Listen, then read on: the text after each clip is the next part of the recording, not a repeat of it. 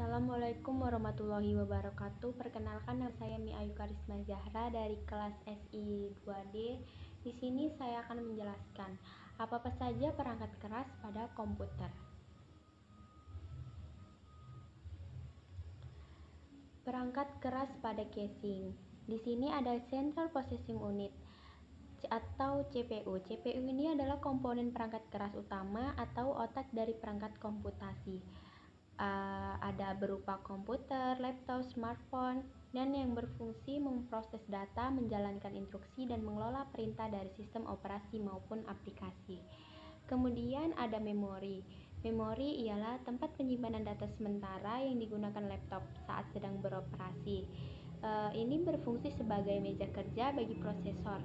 Semakin besar kapasitasnya, semakin banyak aplikasi yang bisa dijalankan secara bersamaan tanpa membuat laptop terasa lambat. Kemudian ada motherboard. Motherboard ini adalah komponen utama atau mainboard yang menghubungkan CPU, RAM, penyimpanan, dan port eksternal sebagai pusat kendali sistem. Dan ada juga VGA chart. Ini adalah komponen pemroses grafis yang menentukan kualitas visual dan performa game atau desain.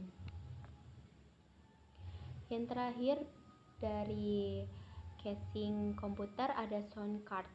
Sound card ini adalah komponen perangkat keras internal atau eksternal yang mengubah data digital menjadi sinyal audio analog untuk speaker atau mikrofon.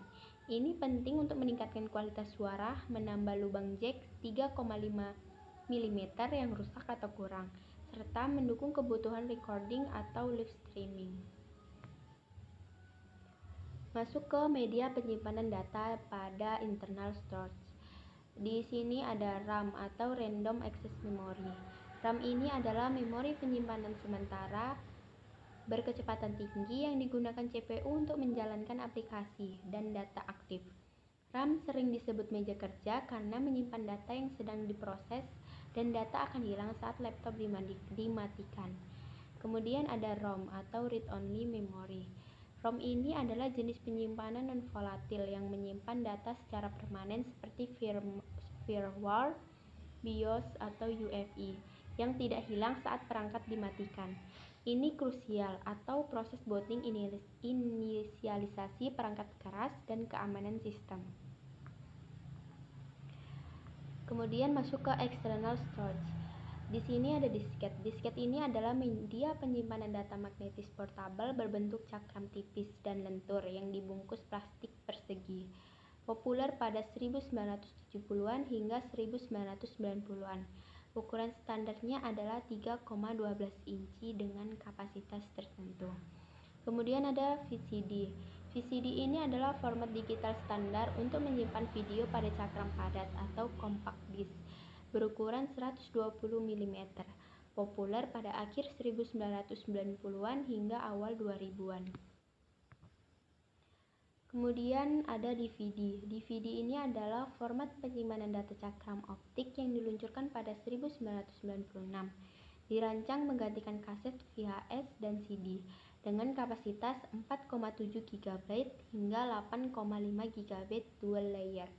DVD ini menyediakan penyimpanan jauh lebih besar daripada CD untuk video, audio, dan data dengan kualitas lebih tinggi.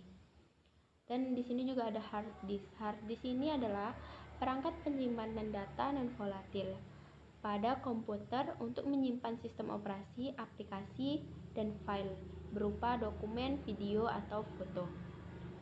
Kemudian juga ada flash disk. Flash disk ini adalah perangkat penyimpanan data portable berukuran kecil yang menggunakan memori flash, tahan guncangan, dan tidak membutuhkan daya eksternal.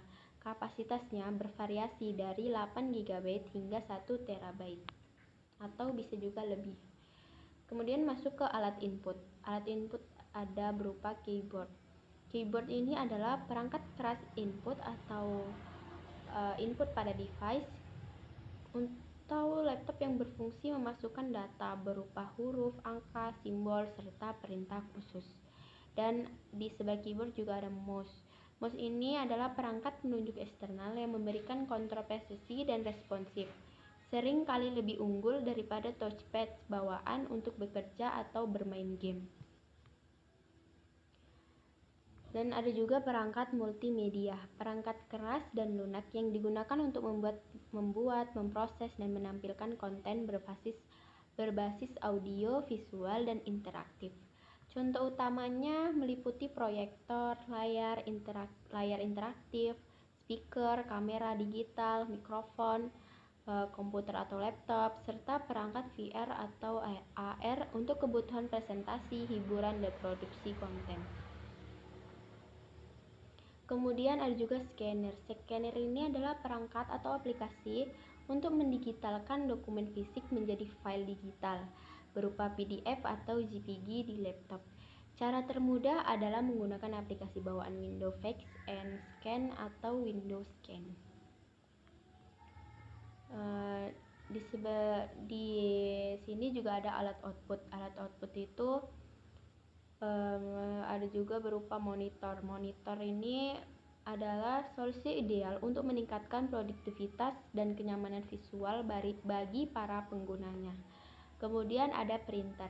Printer ini juga adalah perangkat keras atau output yang mengubah data digital dari komputer atau perangkat mobil menjadi salinan fisik berupa teks atau gambar di atas kertas. Kemudian ada juga speaker. Speaker adalah perangkat pengeras suara eksternal yang digunakan untuk komputer. Biasanya perangkat ini dilengkapi penguat berdaya listrik rendah. Koneksi standarnya menggunakan konektor 3,5 mm dan biasanya berwarna hijau muda. Dan ada juga proyektor. Proyektor ini adalah perangkat output yang memproyeksikan gambar, video, atau data dari komputer ke permukaan datar berupa layar atau dinding. Krusial untuk presentasi, rapat, dan hiburan. Dan yang terakhir ada perangkat tambahan atau peripheral device. Di sini juga ada modem. Modem adalah perangkat keras yang mengubah sinyal digital dari komputer menjadi sinyal analog dan sebaliknya. Untuk mengakses internet, fungsi utamanya adalah modulator, demodulator, dan memungkinkan koneksi ke penyedia layanan internet atau ISP melalui kabel, telepon, atau jaringan seluler 4G atau 5G. Modem dapat berupa internal, eksternal, atau tipe portable NIC.